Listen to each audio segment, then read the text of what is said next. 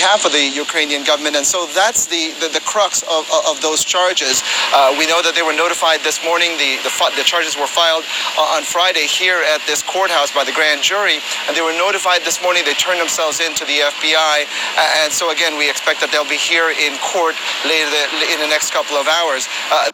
The second indictment that you mentioned is against George Papadopoulos, who is a former foreign policy advisor for the Trump campaign. And it turns out that he pleaded guilty on October 3rd to lying to the FBI. According to the documents that have now been made public, the FBI says that he met with them a couple of times in January and in February for interviews. And in those interviews, he lied about his contacts with people who had ties to the Russian government. One of them was a professor who is based in London and who apparently has close ties to the Russian government. And according to the documents, he was promising dirt on Hillary Clinton, emails and so on, according to the FBI. In a subsequent meeting, Papadopoulos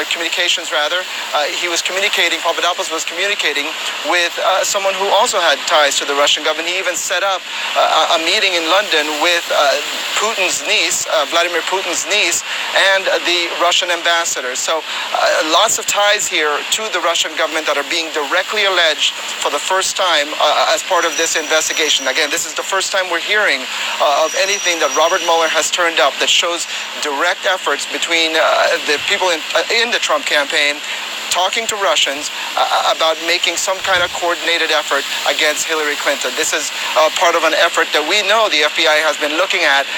The allegation was that the Russians were trying to insinuate themselves into the Trump campaign, and this is the first proof that we're seeing that Robert Mueller has uncovered that. Kate?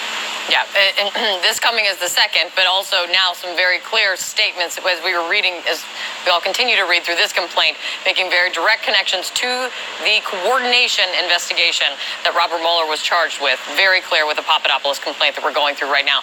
We've got a lot to get to. Evan is at the courthouse. Thank you so much. Let's get over to the White House now, and CNN's Caitlin Collins is there. Caitlin, what are you hearing there this morning? Well, the last time we checked in, there had been no official statement from the White House, but we have heard from the president himself on the Manafort charges this morning. He just shortly a while ago, he got on Twitter and said, "Sorry, but this is years ago, before Paul Manafort was part of the Trump campaign. But why aren't crooked Hillary and Democrats the focus?" And then, Kate, he added, also, there is no collusion.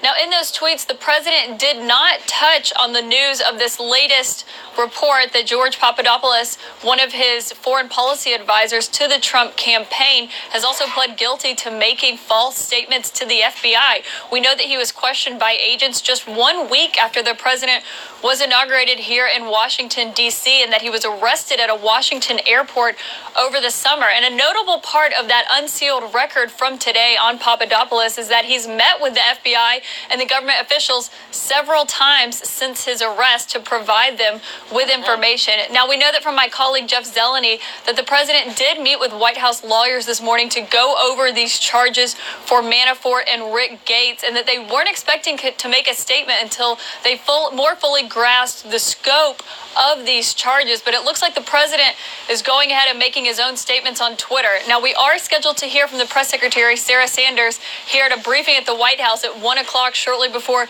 Gates and Manafort appear in court. And we will likely hear more from them on that then, unless, Kate, the president tweets about it before then.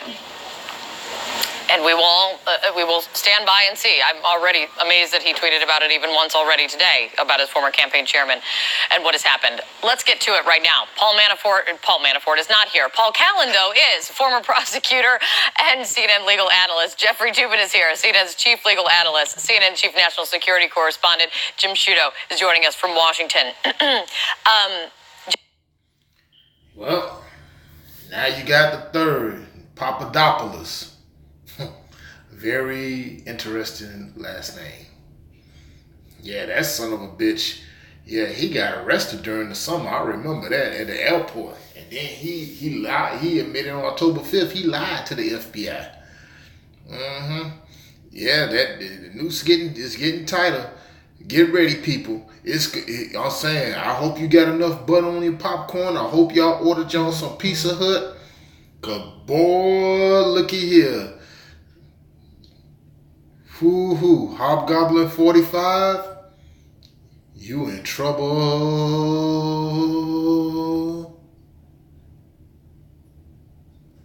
Let me know what y'all think about in the comment section. Share, subscribe, make sure you click the notification bell so therefore when I upload new videos you get them.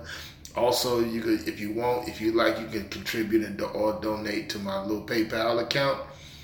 And I'll leave y'all with this. I'm keeping y'all posted and I'm keeping you up to date on this.